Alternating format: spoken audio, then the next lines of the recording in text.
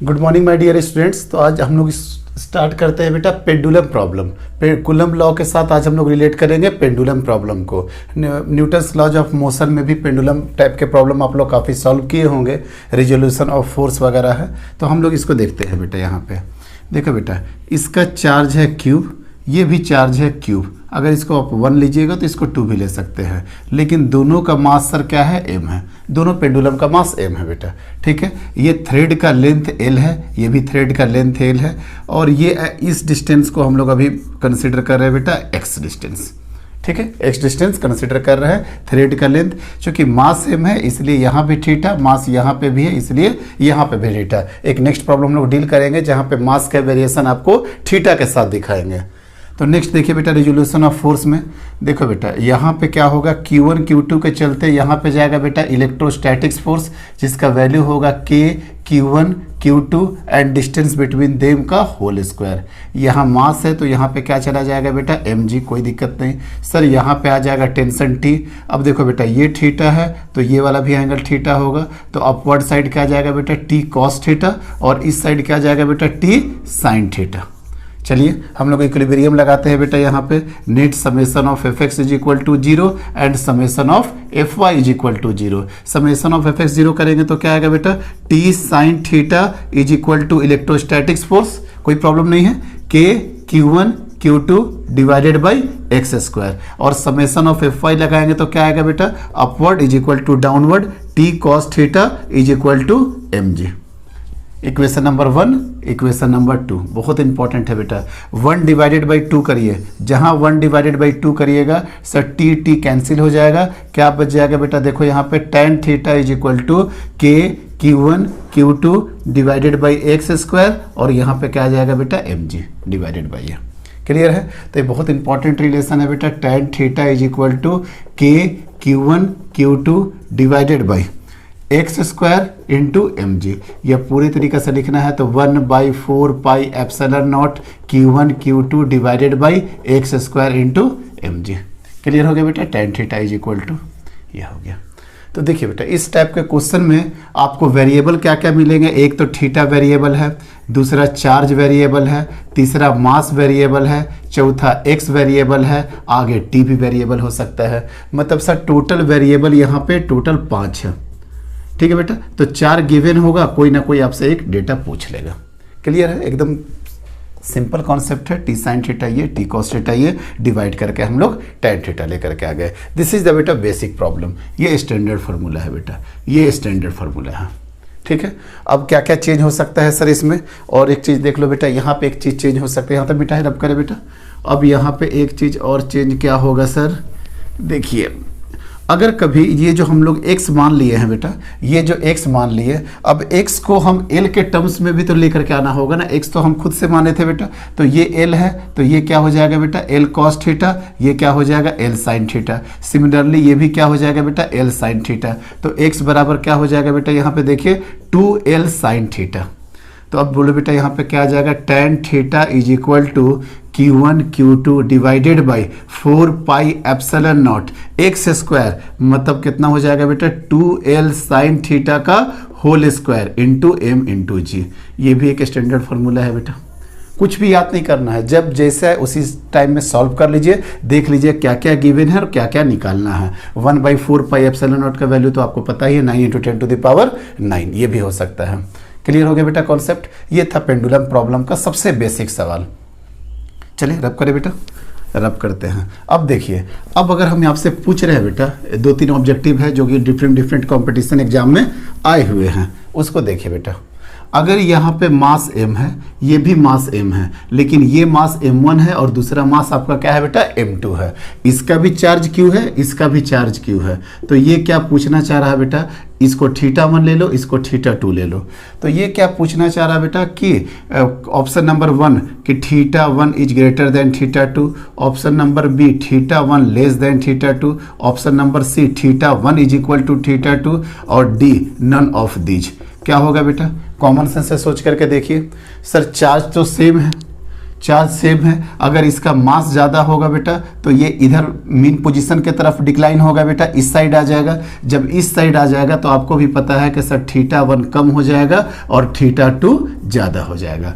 θ1 कम हो जाएगा और θ2 ज़्यादा हो जाएगा, मतलब ऑप्शन नंबर बी। आराम से समझ में आ गया कि सर ये मास जो कि ज़्यादा था तो ये कहाँ हो जाएगा बेटा, नीचे की तरफ वर्टिकली डाउनवर्ड जाते जाते ये मीन पोजीशन की तरफ जाएगा। लेकिन फिर भी अगर कोई पूछे कि नहीं आपको हमको सॉल्व करके बताइए, सॉल्व करके क्या आएगा, तो फिर सॉल्व करना होगा तो बेटा इस तरीक़े से कर लीजिए। देखिए T1 तो ये वाला क्या हो जाएगा बेटा बता सकते हो, θ1 है तो ये हो जाएगा कंपोनेंट T1 cos θ1 और इधर कंपोनेंट क्या हो जाएगा बेटा T1 sin θ1 और नीचे की तरफ क्या हो जाएगा बेटा m1 इंटू जी। इधर क्या हो जाएगा बेटा इलेक्ट्रोस्टैटिक्स फोर्स। तो देखो बेटा जल्दी बैलेंस करिए, T1 sin θ1 is equal to electrostatics force, T1 cos θ1 is equal to m1 into g. कोई दिक्कत नहीं बेटा। अब यहाँ पे देखो बेटा, यहाँ पे T2 हो जाएगा, ये एंगल थीटा तो ये क्या हो जाएगा बेटा T2 cos θ2 और इधर क्या हो जाएगा बेटा T2 sin θ2, इधर जाएगा इलेक्ट्रोस्टैटिक्स फोर्स, यहाँ पे चला जाएगा बेटा m2 इंटू जी। तो दूसरी जब यहाँ पर से करोगे बेटा तो क्या आ जाएगा T2 sin θ2 is equal to फिर से इलेक्ट्रोस्टैटिक्स फोर्स। क्यों electrostatics force? Because electrostatics force depends on product of charge and distance between them.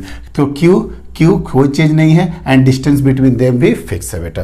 तो T2 cos θ2 is equal to क्या हो जाएगा बेटा m2 जी। तो यहाँ से देखिए बेटा डिवाइड करोगे तो ये कटेगा, तो tan θ1 बराबर Fe डिवाइडेड बाई m1 जी। यहाँ से क्या आ जाएगा बेटा tan θ2 is equal to Fe divided by m2 g. Equation number 1 equation number 2 दोनों को जब तुम डिवाइड करोगे बेटा तो क्या आ जाएगा tan θ1 डिवाइडेड बाई tan θ2। और देखो तो बेटा मास का इन्वर्सली प्रोपोर्शनल है कि नहीं, मतलब यहाँ पे मास यहाँ m1 हो जाएगा, यहाँ मास m2 हो जाएगा। देखो तो थीटा मास के जस्ट इन्वर्सली प्रोपोर्शनल आ रहा है कि नहीं बेटा, मतलब tan θ is inversely proportional to mass. यही तो हमको प्रूफ करना था। अगर इसका मास ज़्यादा होगा तो इस साइड का थीटा कम होगा। क्लियर हो गया कॉन्सेप्ट। क्वेश्चन नंबर 3 में आइए बेटा, नेक्स्ट क्वेश्चन में आइए। नेक्स्ट क्वेश्चन क्या बोल रहा है बेटा, यहाँ पे है θ1 θ2, मास दोनों का सेम है, मास दोनों का सेम है, ये चार्ज Q1 है, ये चार्ज Q2 है। तो अगर Q1 ग्रेटर देन Q2 हो तो बताइए θ1 ग्रेटर देन θ2 होगा या θ1 लेस देन θ2 होगा या θ1 इज इक्वल टू θ2 होगा। क्या होगा बेटा, अपने खुद से सॉल्व करिए, आराम से सॉल्व करके देखिए, थोड़ा सा माइंड यूज करिए। क्या होगा, यहाँ पे एक चार्ज बड़ा है, Q1 Q2 से बड़ा हो गया बेटा, तो क्या इसका सॉल्यूशन आएगा? राइट आंसर क्या है? राइट आंसर कुछ बच्चे सोच लिए हैं और उसका राइट आंसर है बेटा θ1 इज इक्वल टू θ2। सर यहाँ तो चार्ज बड़ा है, यहाँ तो हमने बोल रहा है sir Q1 greater than Q2, तो सर θ1 θ2 कैसे बराबर आ जाएगा? इसलिए बेटा कि आप थोड़ा सा कॉमन सेंस लगाइए कि क्या था बेटा T sin θ में Fe जो आता था, Fe is equal to product of charge divided by distance between them का होल स्क्वायर। और T cos θ क्या आता था बेटा? T cos θ आता था mg। तो अब देखिए tan θ में किसका किसका कंट्रीब्यूशन होता था बेटा? इलेक्ट्रोस्टैटिक्स फोर्स का या मास का। और अगर इसको भी तोड़ना चाहते हो तो इलेक्ट्रोस्टैटिक्स फोर्स में क्या होगा बेटा? प्रोडक्ट ऑफ चार्ज और डिस्टेंस बिटवीन देम। तो बताओ तो बेटा, ये x तो चेंज नहीं हो रहा, ये x सर फिक्स है। प्रोडक्ट ऑफ चार्ज Q1 बड़ा है Q2 से, बट प्रोडक्ट तो हमेशा सेम होगा ना, प्रोडक्ट भी सेम है, मास भी सेम है, तो थीटा क्या हो जाएगा बेटा आपका? अनचेंज्ड हो जाएगा। थीटा क्या हो जाएगा बेटा आपका? अनचेंज्ड हो जाएगा। कोई दिक्कत नहीं है, चार्ज बड़ा छोटा हो कोई दिक्कत नहीं है, थीटा आपका अनचेंज्ड हो जाएगा। लेकिन मास अगर ग्रेटर हो तो उस साइड का थीटा क्या होगा बेटा? लेस हो जाएगा। अब ये वाला प्रॉब्लम देखिएगा बेटा, ये प्रॉब्लम है ग्रेविटी फ्री। ये क्या बोल रहा है कि अगर ग्रेविटी फ्री हो जाए, अगर ये ग्रेविटी फ्री हो जाए तो maximum electrostatics force of repulsion क्या होगा, या ये एंगल थीटा के बारे में भी वो डिस्कस करना चाह रहा है। ठीक है बेटा, देखिए अगर ये एंगल थीटा के बारे में डिस्कस करना चाह रहा है तो ये ध्यान से देखिए, यहाँ पे क्या करेंगे बेटा, अगर ये ग्रेविटी, अच्छा tan थीटा का फार्मूला क्या होता था बेटा, सिंपल सा बात है, F E divided by M G. Gravity free हो गया मतलब जीरो हो गया, मतलब tan थीटा कहाँ पे जाएगा बेटा, tan थीटा चला जाएगा कहाँ पे 90 डिग्री पे, और थीटा tan यहाँ पे इन्फानाइट हो जाएगा, तो थीटा कहाँ चला जाएगा बेटा 90 डिग्री पे। तो अब आपको भी समझ में आ रहा होगा, जब ये ग्रेविटी फोर्स रहेगा और दोनों चार्ज क्यूब क्यूब है तो ये आपस में रिपेल करेगा। ग्रेविटी तो है नहीं जो इसको रिटर्न कम बैक से लेकर के आए बेटा, तो ये क्या होगा, मैक्सिमम रिपल्सन होगा, मैक्सिमम रिपल्सन होगा। अगर ये लेंथ एल है, ये लेंथ एल है, तो आपको पता है फिगर इस तरह से बन जाएगा बेटा, ये फिगर बन जाएगा, ये क्यूब, ये लेंथ एल, ये लेंथ एल। अब आराम से देख लो बेटा, इधर अंदर टेंशन के तरफ, इधर क्या हो जाएगा बेटा, इलेक्ट्रोस्टैटिक्स फोर्स, मतलब टेंशन इज इक्वल टू क्या हो जाएगा बेटा, इलेक्ट्रोस्टैटिक्स फोर्स। लेकिन इलेक्ट्रोस्टैटिक्स फोर्स कितना हो जाएगा, के क्यूब क्यूब, एंड डिस्टेंस कितना हो जाएगा बेटा 2l²। इंपॉर्टेंट था कि डिस्टेंस कितना हो जाएगा 2l², मतलब के q square divided by 4l², या 1/4 पाई एप्सिलॉन नॉट, मतलब 16 पाई epsilon naught q square divided by l²। यही वैल्यू हो जाएगा बेटा टेंशन का। तो इस क्वेश्चन में पूछ रहा था कि टेंशन कितना होगा अंडर द कंडीशन व्हेन ये क्या हो जाए बेटा, आपका ग्रेविटी फ्री हो जाए। कोई दिक्कत नहीं, बेसिक प्रॉब्लम सब समझ में आ गया बेटा, यही था सारा का सारा बेसिक प्रॉब्लम। अब हम 2-3 प्रॉब्लम में लेकर के चलेंगे। उससे पहले बेटा आपको एक चीज़ सिखा देते हैं, लामीज थ्योरम क्या होता है। उसके पहले आप एक चीज़ सीख लीजिए कि लामीज थ्योरम क्या होता है और वो क्यों पढ़ना जरूरी है भी। लामीज थ्योरम बेटा, Lami's theorem, LAMIS, Lami's theorem. Lami's theorem क्या बोलता है बेटा, लामीज थ्योरम क्या बोलता है कि आपके पास 3 फोर्स होने चाहिए, कंडीशन नंबर 3 फोर्स होना चाहिए, सभी का सभी क्या होना चाहिए, कोप्लेनर होना चाहिए, सभी फोर्स क्या होना चाहिए, कॉनकरेंट होना चाहिए। अभी आप लोगों को हो सकता है टेंशन लगे, कोप्लेनर क्या है। If all the forces lie in a single plane then it is known as a coplanar, if all the forces acts at a single point then it is known as a concurrent. System equilibrium में होना चाहिए। अगर ये सारे force हम क्या कर देंगे बेटा, आउटवर्ड। अगर ये सब 1 2 3 4 5, अगर ये 5 कंडीशन फुलफिल्ड होता है तब एक थ्योरम का नाम आता है बेटा लामीज थ्योरम। और वो लामीज थ्योरम क्या है बेटा, ध्यान से देखिए, ये है फोर्स F1, ये है फोर्स F2 और ये है फोर्स F3। कोई दिक्कत नहीं बेटा, ये एंगल है अल्फा, ये एंगल है बीटा, ये एंगल है गामा। तो देखो बेटा क्या थ्योरम बोलता है, F1 और F1 के सामने वाला एंगल, या F1 लिए तो F2 और F3 के बीच का एंगल क्या हो गया बेटा, साइन गामा। कोई दिक्कत नहीं है। उसी तरीके से F2 बताओ बेटा, अगर F2 लिए तो F1 F3 के बीच का एंगल कितना हो जाएगा बेटा, साइन बीटा। और अगर F3 ले लेंगे बेटा, F3 ले लेंगे तो इसका सामने का एंगल F1 F2 के बीच में क्या आ जाएगा बेटा, साइन अल्फा। यही है बेटा आपका लामीज थ्योरम। सर यहाँ पे क्यों आप पढ़ाएं, अब बताते हैं कि क्यों आपको यहाँ पे हम सब कुछ डील किए। क्लियर हो गया बेटा, लामीज थ्योरम के लिए condition 3 force, coplanar, कॉनकरेंट, system equilibrium and outward. तब ये 3 फोर्स को, ऐसे ये कोई लामीज थ्योरम कोई स्पेशल थ्योरम नहीं है। जिस बच्चे को रिजोल्यूशन ऑफ फोर्स आता है एक्स कंपोनेंट और वाई कंपोनेंट में ब्रेक करने के लिए, उसके लिए कोई हेडेक नहीं है। लेकिन कई बार 3 फोर्स, कोप्लेनर, कॉनकरेंट अगर इस टाइप का कंडीशन मिले तो इस फार्मूला से सॉल्यूशन काफी इजी हो जाता है बेटा, इस सॉल्यूशन से काफी इजी हो जाएगा। अब सर यहाँ पे पढ़ाए क्यों, बता रहे बेटा लामीज थ्योरम क्यों यहाँ पे हम डील किए। देखिए तो बेटा जो बॉल था, यहाँ पे जो बॉल था, जो यहाँ से पेंडुलम जा रहा था बेटा, तो देखिए तो बेटा यहाँ पे इधर जा रहा था इलेक्ट्रोस्टैटिक्स फोर्स, इधर जा रहा था mg और इधर जा रहा था t। तो कई बार डायरेक्टली पूछ देता है बेटा t निकालने के लिए। तो अगर देखो तो बेटा कंडीशन, तीन फोर्स तीनों एक ही प्लेन में लाई कर रहा, तीनों कॉन्करेंट है, एक ही पॉइंट से हो रहा बेटा, सिस्टम भी इक्विलिब्रियम में है और सारा आउटवर्ड फोर्स है। तो देखना बेटा t इधर हो गया इलेक्ट्रोस्टैटिक्स फोर्स और इधर हो गया mg। क्लियर हो गया। सपोज आपको किसी तरीका से अगर ये एंगल पता चल गया कि सर ये 40 डिग्री हो रहा, ये 40 डिग्री होगा, तो ऑब्वियसली है कि अगर ये 40 डिग्री होगा तो ये 180 में से घटाओगे तो कितना आ जाएगा बेटा, ये 140 डिग्री हो जाएगा। कोई दिक्कत नहीं है। अब देखिए कैसे निकालेंगे बेटा, t लिख दीजिए, mg लिख दीजिए और fe लिख दीजिए, कोई प्रॉब्लम नहीं सर। अगर t लिखेंगे सर तो fe और mg के बीच का एंगल कितना है बेटा, 90 डिग्री, मतलब t में दोनों के बीच का एंगल आ जाएगा साइन 90 डिग्री। mg की बात करेंगे तो t और fe के बीच का एंगल देखेंगे, मतलब कितना आएगा बेटा, साइन 140। और इलेक्ट्रोस्टैटिक्स फोर्स मतलब t और mg के बीच का एंगल, तो देखो बेटा ये 40 है तो ये कितना है 90, तो दोनों के बीच का एंगल कितना होगा बेटा 130, मतलब कितना आ जाएगा sin 130। आपको 45 वगैरह देगा, आपको इतना कॉम्प्लिकेटेड डेटा नहीं देगा, लेकिन समझ में आया ना बेटा। अब देखिए ये sin 90 है, यहाँ तो इसी तरह से 1 होगा, अगर यहाँ 45 देगा तो आपके लिए और आसान हो जाएगा, तो यहाँ से आप t आराम से निकाल सकते हैं। अदरवाइज एक फार्मूला और है, t बराबर यहाँ पे क्या होगा बेटा √FE² प्लस mg का होल स्क्वायर। वो डायरेक्शन वगैरह सब कुछ हम लोग देख लेंगे। तो इतने सारे मेथड है टेंशन टी निकालने का। टेंशन टी भी कई एग्जाम में पूछ चुका है। तो ये 5 तरह का प्रॉब्लम बता दिया बेटा, और एक नया कॉन्सेप्ट इंट्रोड्यूस कर दिया लामीज थ्योरम का।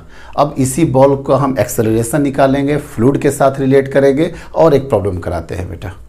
नेक्स्ट प्रॉब्लम और देख लेते हैं बेटा कि अभी तक हम सिर्फ Q और Q लेकर के चल रहे थे, और बाहर की तरफ आप लोग क्या दे रहे थे बेटा इलेक्ट्रोस्टैटिक्स फोर्स। अभी देखो तो बेटा ये Q और ये Q डिफरेंट नेचर का है, अनलाइक चार्जेज है।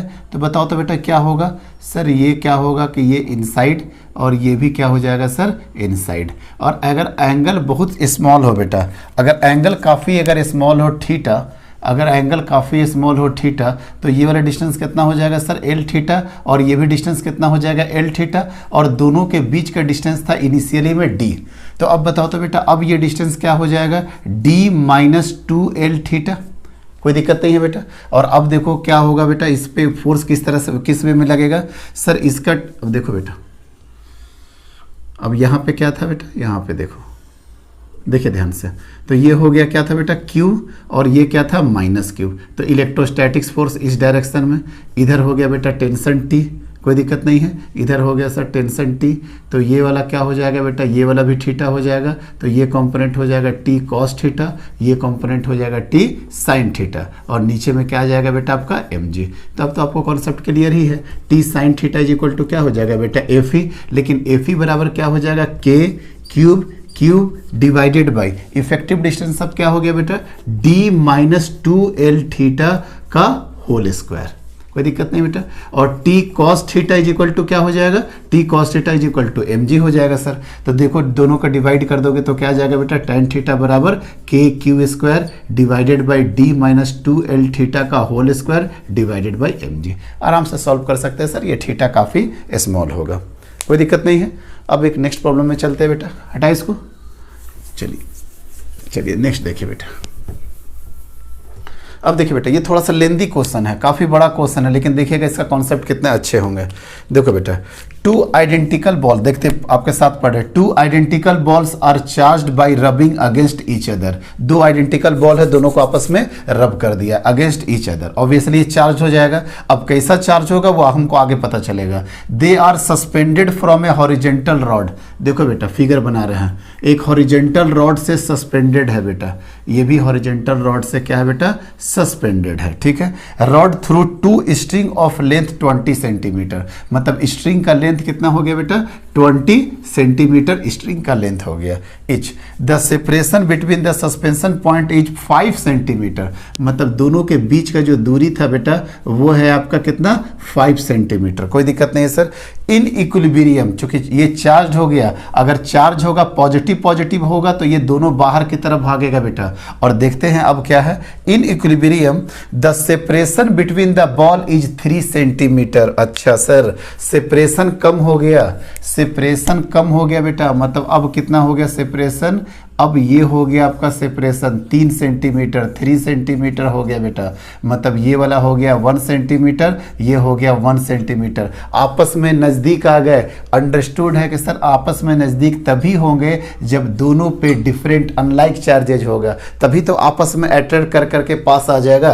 पहले 5 था बेटा, अब कितना हो गया बेटा 3 सेंटीमीटर। तो 5 से 3 कैसे पॉसिबल है कि सर अट्रैक्शन फोर्स हुआ होगा। क्या निकालना है बेटा, find mass of each ball and tension of the string. Mass निकालना है बेटा और टेंशन निकालना है, मतलब सर m निकालना है और उसके बाद क्या निकालना है बेटा tension t।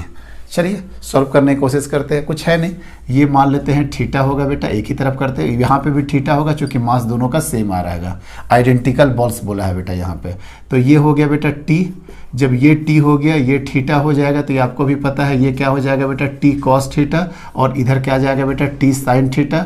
Electrostatics force inside क्यों, चूंकि अट्रैक्शन है, और नीचे क्या हो गया बेटा mg। तो जल्दी बैलेंस करके बताइए क्या हो जाएगा, T sine theta is equal to क्या हो जाएगा बेटा, इलेक्ट्रोस्टैटिक्स फोर्स, और इलेक्ट्रोस्टैटिक्स फोर्स अब कितना हो जाएगा, k into cube square divided by दोनों के बीच का डिस्टेंस, दोनों के बीच का डिस्टेंस कितना हो गया है बेटा, 3 सेंटीमीटर का होल, 3 सेंटीमीटर आ गया है, 3 सेंटीमीटर। अभी हम सॉल्व करेंगे बेटा, अभी बस जस्ट लेकर के चल रहे हैं डेटा। उसके बाद टी कॉस थीटा कितना हो जाएगा सर, ये तो अंडरस्टूड है कि सर कितना हो जाएगा आपका, mg हो जाएगा, कोई दिक्कत नहीं बेटा। टी कॉस थीटा हो क्या हो जाएगा, mg हो जाएगा। तो tan थीटा बराबर क्या हो जाएगा सर, tan थीटा बराबर sir electrostatics force divided by mg, ये तो ऑलरेडी आपको पता है। अब इलेक्ट्रोस्टैटिक्स फोर्स डील करते हैं बेटा, किस तरह से करते हैं, और हमको मास निकालना है, तो m बराबर क्या हो जाएगा बेटा, electrostatics force into g into tan theta. अब देखो बेटा इलेक्ट्रोस्टैटिक्स फोर्स कैसे लिखते हैं, k means 9 into 10 to the power 9 into charge कितना है बेटा, एक बॉल का 2 into 10 to the power -8 means square करेंगे तो 4 इंटू 10 टू द पावर -16, कोई दिक्कत नहीं है सर। जी अभी 10 ले रहे हैं, हालांकि 10 लेना नहीं चाहिए, 9.8 लेकर के चलना चाहिए, बट अभी थोड़ा अच्छा कैलकुलेशन करने के लिए अभी जी का वैल्यू 10 दे देते हैं, और अगर यहाँ पे जी का वैल्यू 10 मीटर पर सेकंड स्क्वायर दे दे तो ज़्यादा अच्छा है, अदरवाइज आप 9.8 लेकर के चलिए।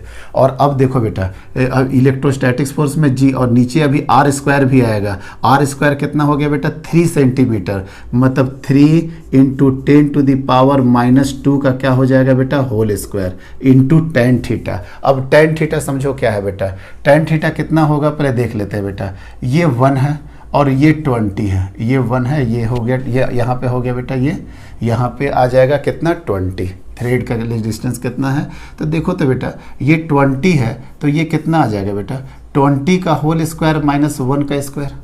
अब सोचो अगर आप इसको कैलकुलेशन करोगे तो 400 -1 बराबर √399। ऑब्जेक्टिव क्वेश्चन सॉल्व कर रहे हैं तो हमेशा मान के चलो कि वो 20 ही लेकर के चलो, इसको भी 20 लेकर के चलिए और इसको भी 20 लेकर के चलिए, क्योंकि आप एक घटा करके भी कोई डेटा में कोई 19 पॉइंट समथिंग आएगा, 19.9 के आसपास, तो कोई दिक्कत नहीं है सर।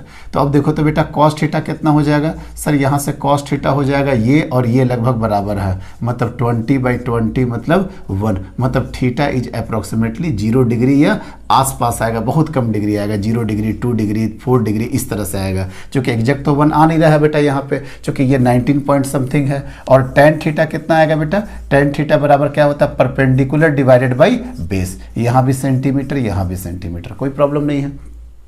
इतना आपको एरर रखना, मतलब कि ऐसा नहीं कि बेटा यहाँ से कोई आंसर बहुत ज़्यादा गलत आ जाएगा। एग्जैक्टली हम भी मान रहे हैं कि ये 1 नहीं होगा, ये 1 नहीं होगा तो थीटा बराबर 0 डिग्री कभी नहीं हो सकता है, कुछ ना कुछ ज़्यादा ही होगा 0 डिग्री से। ये भी क्या है, आपका आराम से एक आंसर आ जाएगा स्मूथली वे में और आपका ऑप्शन पिक हो जाएगा। चलो बेटा tan थीटा बराबर कितना आ गया बेटा, 1/20, tan थीटा बराबर आ गया 110 सेंटीमीटर कट जाएगा, कोई दिक्कत नहीं है। अब सॉल्व करके देखिए कितना आ रहा, 9 और यहाँ से 3 का होल स्क्वायर, ये खत्म हो जाएगा बेटा। उसके बाद देखिए बेटा कितना आ गया, ऊपर में आ गया 10 टू द पावर 9, ऊपर आ गया 10 टू द पावर 20 इंटू 4, कितना हो गया बेटा 80, यहाँ से भी लो ना काट दो तो कितना हो गया बेटा 8, 4 इंटू 10 ये भी खत्म, 8 लिख दिया बेटा यहाँ पे 8, और यहाँ से देखिए क्या हो गया 10 to the power -4, 10 to the power -4 जाकर के ऊपर कितना हो जाएगा बेटा, 10 का पावर कितना हो जाएगा 13, और 13 - 16 मतलब 10 टू द पावर -3 kg, मतलब आप इसको बोल सकते हैं कितना बेटा 8 ग्राम। 8 ग्राम के आसपास आपका इससे मास निकल जाएगा। नोट कर लीजिए जल्दी, इसका 8 ग्राम आपका क्या आ जाएगा बेटा, मास आ जाएगा। ठीक है, नोट करिए जल्दी, इसका 8 ग्राम मास आपका आ गया। अच्छा क्वेश्चन था बेटा। अच्छा इसके बाद टी भी पूछ रहा है आपसे ना, आपसे टी भी पूछ रहा है। टी कैसे निकालिएगा बेटा, यहाँ से देखिए टी निकाल लिए, इसलिए टी बराबर क्या हो गया बेटा, mg divided by cos theta. mg m मतलब 8 इंटू 10 टू द पावर -3, जी का वैल्यू 10 ले लो बेटा, अभी लेना नहीं चाहिए क्योंकि क्वेश्चन में भी बोल रहा है इसलिए। और कॉस थीटा का वैल्यू अप्रोक्सीमेटली कितना हो गया बेटा 1 हो गया, तो 8 इंटू 10 टू द पावर -2 न्यूटन। मतलब सर यहाँ से टेंशन निकाल लिए और यहाँ से आपका क्या निकाल लिए बेटा, मास इज इक्वल टू 8 ग्राम। तो इतना लेंदी क्वेश्चन, लेकिन देखो सॉल्यूशन कितना स्मूथ ले गया। वही चीज़ बस दिखा रहे थे कि एंगल पे ज़्यादा फंसना नहीं है, कभी भी 400 के आगे 1 क्या है, कुछ भी नहीं है, आराम से उसको हम लोग नेगलेक्ट कर सकते हैं, कोई दिक्कत नहीं है बेटा। आराम से नोट करिए, इसको हटाए। चलिए अब एक अच्छा क्वेश्चन बेटा फ्लूइड मैकेनिक्स है। फ्लूइड मैकेनिक्स में आपको याद है बेटा आर्किमिडीज प्रिंसिपल? आर्किमिडीज प्रिंसिपल क्या होता है? आर्किमिडीज प्रिंसिपल क्या होता है? फोर्स ऑफ बॉयंसी क्या होता है? चलिए जो जरूरत होगा हम आपको बता देंगे। देखिए बेटा नेक्स्ट क्वेश्चन देखिए, तो नेक्स्ट क्वेश्चन है two identical charge sphere are suspended by a string. Two identical charge sphere suspended by a string of equal length, मतलब दोनों का लेंथ इक्वल है बेटा। बहुत अच्छा क्वेश्चन होगा, इतना बड़ा एंगल नहीं होता है लेकिन आपको समझाने के लिए हम जस्ट ले रहे हैं अभी, ठीक है, इस तरह से ले रहे हैं। ऑफ इक्वल लेंथ, ये भी लेंथ इक्वल है। Each string makes an angle theta with a vertical, vertical से ये भी थीटा बना रहा सर और ये भी थीटा बना रहा। व्हेन वर्टिकल, यहाँ तक तो कोई दिक्कत नहीं है। जब ये वर्टिकल बना रहा होगा बेटा तो यहाँ पे डायरेक्टली रिजल्ट निकाल लीजिए ना, ये थीटा हो गया, ये टी हो गया, ये ऊपर हो जाएगा टी कॉस थीटा, इधर हो जाएगा बेटा T sine theta. Identical charge sphere, इसको भी क्यू, इसको भी T. F electrostatics force k q square by r square. अगर मान लेते हैं दोनों के बीच का डिस्टेंस अगर आप आर रखते हैं तो यह 1/4 pi epsilon naught q square divided by r square. नीचे क्या हो गया बेटा एम जी, कोई दिक्कत नहीं है सर, नीचे हो गया एम जी। चलिए बेटा जल्दी बैलेंस करिए इसको। जब भी बैलेंस करोगे तो टी साइन थीटा बराबर कितना आ गया बेटा 1/4 pi epsilon naught q square by r square. R is the distance between them. और टी कॉस थीटा क्या आ गया सर, कितना वर्क कर रहे हैं एम जी, दोनों कट जाएगा तो कितना आ जाएगा बेटा टेन थीटा। टेन थीटा बराबर कितना आ गया sir 1/4 pi epsilon naught q square by r square into m g. ऐसे भी सॉल्व कर सकते हैं बहुत आराम से। और इलेक्ट्रोस्टैटिक्स फोर्स का टर्म में क्या आ जाएगा, electrostatics force divided by mg। कोई दिक्कत नहीं है बेटा, यहाँ तक तो सर समझ में आ गया। अब क्या बोल रहा है बेटा, when suspended in a liquid of density something sigma is equal to 0.8 gram per cc the angle remain same. अब बोलिए बेटा इसी पूरे सिस्टम को आप वाटर में ले जा करके रख दो, पूरे सिस्टम को। देखिए ध्यान से, बहुत अच्छा क्वेश्चन है बेटा ये देखिए, ये सारे के सारे, ये भी चार्ज क्यू, ये भी चार्ज क्यू, क्यू चेंज नहीं होगा बेटा। चलिए देखिए ध्यान से, तो अब क्या बोल रहा है कि बेटा आप किसी डाइलेक्ट्रिक में जाकर के डाल दो या सिस्टम के किसी लिक्विड में जाकर के आपने डाल दिया, और लिक्विड का डेंसिटी कितना है बेटा, लिक्विड का डेंसिटी दे दिया 0.8 ग्राम पर सीसी। चलिए अच्छा क्वेश्चन है। The angle remain same. अच्छा सर ये इंपॉर्टेंट लाइन था बेटा, ये बहुत इंपॉर्टेंट लाइन था। The angle remain same, the angle remain same मतलब सर जो पहले थीटा था वही थीटा सर अभी भी होगा। चलिए कोई दिक्कत नहीं है। What is the dielectric constant of the liquid, इसका डाइलेक्ट्रिक कांस्टेंट क्या होगा। ठीक है सर देख लेते हैं इसमें क्या है। डिस्टेंस दोनों के बीच का क्या रखे हैं बेटा आर, डिस्टेंस दोनों के बीच का क्या रखे हैं आर। एंगल सेम है, देखिए तो बेटा अगर टी का टी डैश हो जाता है तो ये एंगल थीटा, तो ये क्या हो जाएगा बेटा टी डैश कॉस थीटा, और ये एंगल होगा टी डैश साइन थीटा। कोई दिक्कत नहीं है बेटा। और ये आ जाएगा कॉन्सेप्ट एम जी का। अब एक कॉन्सेप्ट आपको जानना पड़ेगा कि अगर आप लिक्विड में किसी भी बॉडी को डुबाते हैं तो ऊपर में एक फोर्स लगता है जिस फोर्स का नाम है बॉयंसी फोर्स, और इसका फार्मूला क्या होता है density of liquid volume displace into g, rho V g. मतलब सर यहाँ पे भी एक फोर्स आएगा जो कि एकदम बॉयंसी फोर्स आएगा बेटा, और इस बॉयंसी फोर्स का जो वैल्यू होगा बेटा यही है बॉयंसी फोर्स, और ये बॉयंसी फोर्स आएगा density of liquid volume into g, displace volume. तो ये पूरा का पूरा इमर्स है तो वी ही ले लेंगे, कोई प्रॉब्लम नहीं है बेटा। अब बैलेंस करके बताइए तो क्या होगा, अच्छा क्वेश्चन होगा। अब बैलेंस जब करेंगे बेटा तो हो जाएगा ऊपर के डायरेक्शन में, पहले क्या करें बेटा, पहले हॉरिजॉन्टल बैलेंस करते हैं। अब ये बताइए मोस्ट इंपॉर्टेंट, क्या फिर से इलेक्ट्रोस्टैटिक्स फोर्स लग पाएगा। याद है कुछ कुलम्स लॉ में कि सर अब भी क्या इलेक्ट्रोस्टैटिक्स फोर्स नहीं आएगा, नहीं सर डैश आएगा, एफ ई डैश आएगा। और अगर आपको याद है एफ ई डैश बराबर क्या होता था बेटा एफ एयर बाई के, याद है बेटा एक फार्मूला बताए थे, एफ ऑफ मीडियम बराबर F of air divided by के। यही तो फिजिकल सिग्निफिकेंस था डाइलेक्ट्रिक कांस्टेंट का, कि अगर आप डाइलेक्ट्रिक कांस्टेंट में डालिएगा तो उतना टाइम्स फोर्स रिड्यूस हो जाएगा। तो अगर इसको डाइलेक्ट्रिक में डाले हैं तो के टाइम्स रिड्यूस हो जाएगा कि नहीं, याद है बेटा 1/4 pi epsilon Q1 Q2 by r square, और एप्सिलॉन को करते थे 1/4 pi epsilon naught r Q1 Q2 by r square. ये क्या हो जाता था बेटा याद है एफ ऑफ एयर, और यहाँ पे क्या छूट जाता था बेटा रिलेटिव परमिटिविटी या F of air divided by के। पूरा का पूरा एक्सप्लेन कर दिया। अब कोई दिक्कत नहीं है बेटा, अब कोई दिक्कत नहीं है सर। चलिए अब बैलेंस करो बेटा, T dash sine theta, T dash sine theta बराबर एफ ई डैश, और एफ ई डैश बराबर क्या था बेटा, ये जो इलेक्ट्रोस्टैटिक्स फोर्स डिवाइडेड बाई के, कोई दिक्कत नहीं है सर। और T dash cos theta, T dash cos theta को देखना पड़ेगा बेटा, T dash cos theta plus buoyancy force, plus buoyancy force, plus buoyancy force is equal to क्या होगा बेटा, m g, is equal to क्या हो जाएगा, एम जी। तो टी डैश कॉस थीटा बराबर क्या हो जाएगा बेटा, m g minus buoyancy force. अब देखो बेटा, आपको भी पता है ना, मास बराबर क्या होता है बेटा, मास ऑफ बॉल के लिए क्या होगा, मास ऑफ बॉल के लिए density of ball into volume. Density बराबर क्या होता है बेटा, मास डिवाइडेड बाय वॉल्यूम। तो मास बराबर क्या होगा बेटा, density of ball into volume.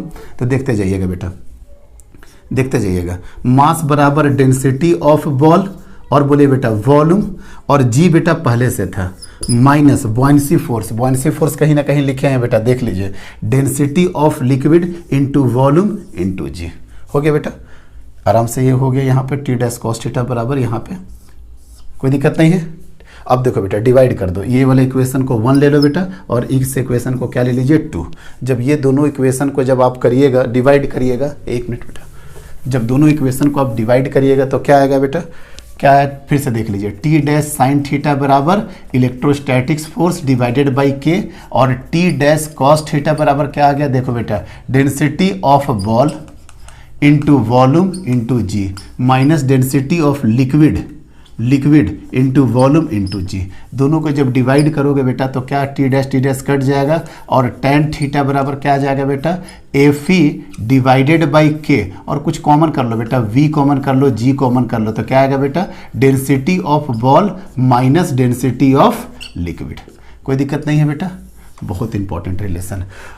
और ये क्या बोला, और एक बार आप पहले भी लेकर के आ गए हैं ना बेटा, देखो ना बेटा, इलेक्ट्रोस्टैटिक्स फोर्स और यहाँ पे मास, फिर मास बराबर क्या लिखेंगे, density of ball into volume, और जी तो पहले से था, ये वाला tan थीटा। देखो तो बेटा क्वेश्चन में क्या बोल रहा कि दोनों एंगल देखो तो बेटा सेम है कि नहीं, द एंगल रिमेन सेम, मतलब सर दोनों को इक्वेट कर देंगे, दोनों को क्या करेंगे बेटा, हम लोग इक्वेट कर देंगे। अब जब दोनों को इक्वेट करेंगे तो क्या रिजल्ट आएगा, देखिए आपके सामने है बेटा, इसको और इसको इक्वेट कर दो, F E divided by k into V into g into density of ball minus density of liquid. ये तो इधर से आ गया बेटा, और उधर से क्या आ गया, electrostatics force density of ball into V into g. देखो बेटा काटो, वी जी, एफ ई खत्म हो गया।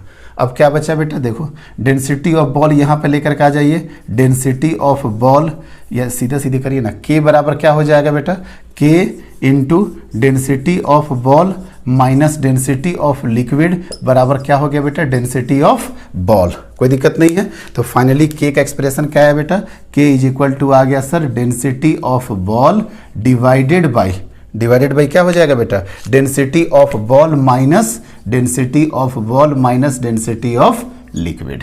अब बताओ बेटा डेंसिटी ऑफ बॉल क्या हो गया बेटा, डेंसिटी ऑफ बॉल कहीं दिया होगा, मटेरियल का डेंसिटी देखो बेटा क्या दिया है 1.6, फिर बॉल का डेंसिटी आ गया 1.6 माइनस लिक्विड का डेंसिटी देखो बेटा सिग्मा दिया हुआ है 0.8, तो क्या आ जाएगा बेटा 1.6 डिवाइड 0.8, आंसर क्या आ जाएगा 2, मतलब डायलेक्ट्रिक कांस्टेंट क्या आ गया बेटा 2। बहुत इंपॉर्टेंट क्वेश्चन, बहुत इंपॉर्टेंट क्वेश्चन है बेटा, कोई दिक्कत नहीं। ये आपका स्टैंडर्ड फार्मूला हो सकता है, ये डेटा हो सकता है चेंज हो जाए, 1.6 का जगह पे 2.4 हो जाए, कोई 0.3 हो जाए, लेकिन प्रोसीजर पूरा का पूरा आपका सेम है। ये था बेटा pendulum problem with fluid mechanics. I think clear हो गया होगा कॉन्सेप्ट किस तरह से सॉल्व किए हैं, नहीं होगा तो बेटा एक बार से फिर से रिमाइंड कर लोगे, ठीक है।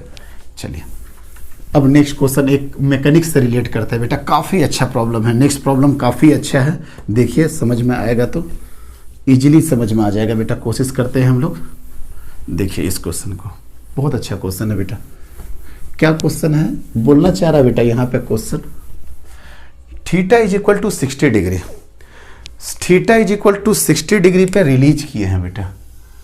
ये देखिए बेटा theta is equal to 60 degree पे, शायद फिगर भी दिया हो, theta is equal to 60 degree पे रिलीज किए हैं। ये 60 डिग्री है, ये 60 डिग्री है, ठीक है सर, रिलीज किए।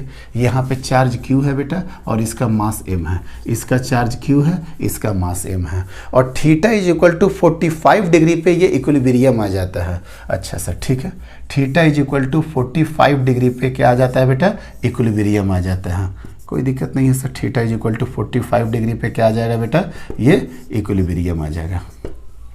क्या बोलता है बेटा, find acceleration of mass m में 60 से जो 40 गया तो यहाँ पे कुछ ना कुछ एक्सेलरेशन आ जाएगा बेटा, वही आपसे एक्सेलरेशन पूछ रहा। और थीटा 45 क्या है बेटा, इक्विलिब्रियम कंडीशन में है। तो ये सब तो आपको पता ही होगा कि इक्विलिब्रियम पोजीशन में हम लोग लगा सकते हैं इक्वेशन क्या बेटा, t, ये भी हो जाएगा 45 डिग्री, तो यहाँ क्या हो जाएगा बेटा t cos 45 डिग्री, और इधर क्या हो जाएगा बेटा t sin 45 डिग्री, इधर हो जाएगा mg, और इधर क्या हो जाएगा बेटा इलेक्ट्रो, तो t sin 45 is equal to क्या होगा बेटा, इलेक्ट्रोस्टैटिक्स फोर्स। इलेक्ट्रोस्टैटिक्स फोर्स कितना हो जाएगा, k क्यूब स्क्वायर, ये लेंथ अगर l है बेटा, ये भी लेंथ l है, तो ये वाला क्या हो जाएगा बेटा l sin 45 डिग्री, और ये वाला भी हो जाएगा बेटा l sin 45 डिग्री।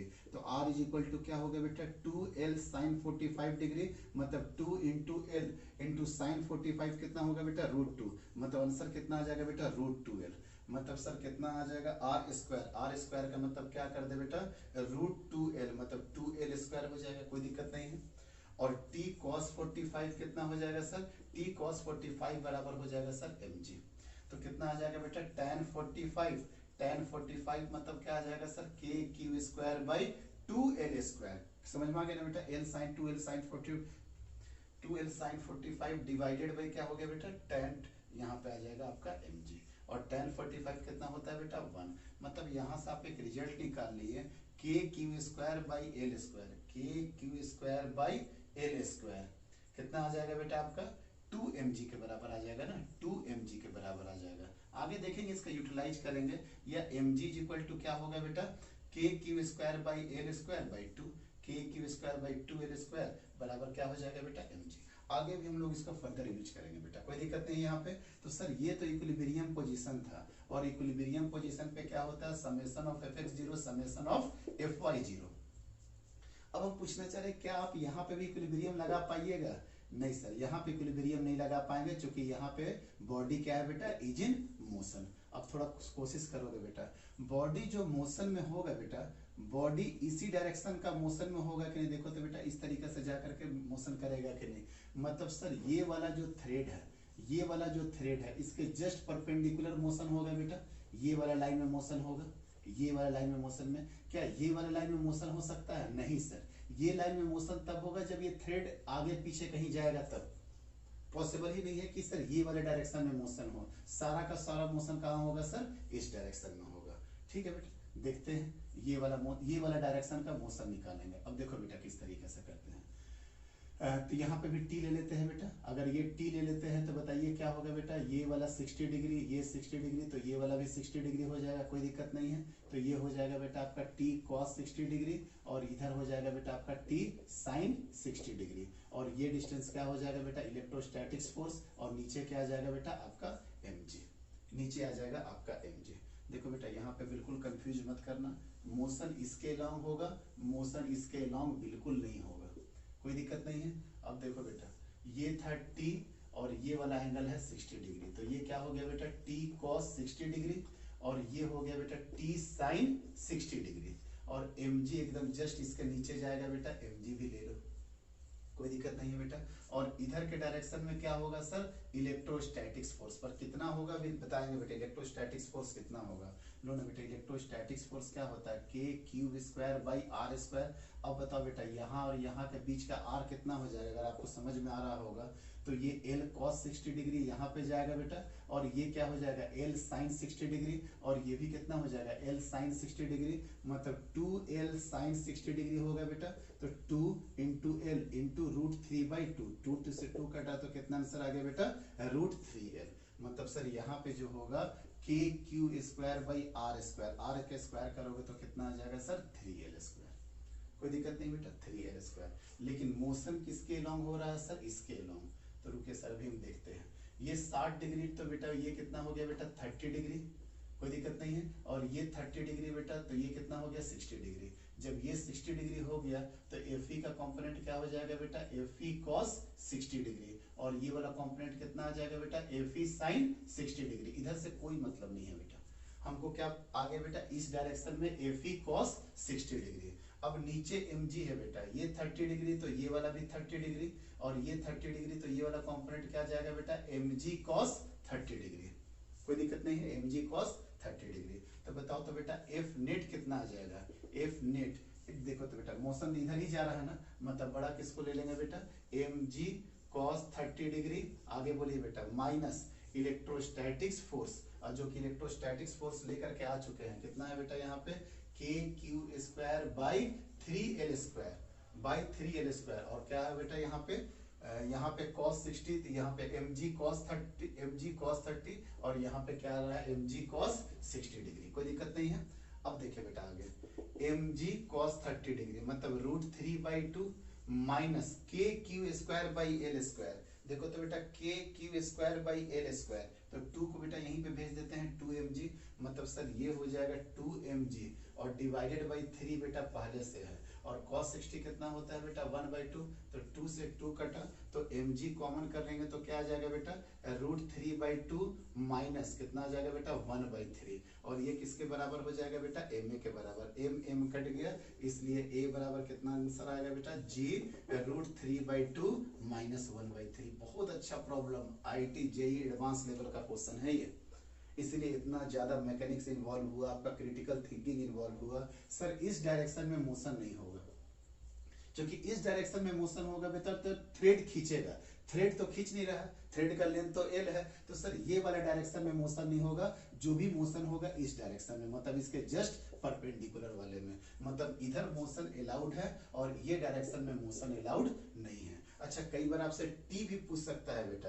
कई बार आपसे क्या पूछ सकता है, टी भी पूछ सकता है, तो टी देखो कितना आंसर आएगा, क्योंकि अब इस डायरेक्शन में क्या होगा बेटा इक्विलिब्रियम होगा, ये mg का कंपोनेंट mg cos 30 और इधर क्या हो जाएगा बेटा mg sin 30, तो बताओ बेटा क्या हो जाएगा t बराबर fe sin 60 degree plus mg sin 30 degree. अब आराम से निकाल सकते हो Fe बराबर कितना आ गया बेटा के q square by 3l square into sine 60 plus mg into sine 30 कितना हो गया बेटा 1/2, मतलब सर t वाला भी हम लोग आराम से निकाल सकते हैं, ये के q square by L square की जगह पे 2mg निकाल दें। यहाँ तो आपसे एक्सेलरेशन ही पूछ रहा, हम तो आपका एक्सेलरेशन भी निकलवा देंगे और इजी वे में टेंशन भी निकलवा देंगे बेटा, टेंशन में हाँ, लेकिन इसमें इक्विलिब्रियम इक्वेशन लग जाएगा इसमें, लेकिन इसमें इक्विलिब्रियम पोजीशन कभी नहीं लगेगा। क्यों? क्योंकि सर इसी में तो मोशन हो रहा, और जहां भी मोशन होगा it means that net force is equal to क्या करेंगे बेटा m में। ये था बेटा पेंडुलम रिलेटेड सारे प्रॉब्लम, तो अभी इसको हम लोग फिनिश करते हैं। अब नेक्स्ट लेक्चर में देखते हैं कि हम लोग कूलम्स लॉ को वेक्टर फॉर्म के साथ हम लोग रिलेट करके पढ़ेंगे। Thank you very much.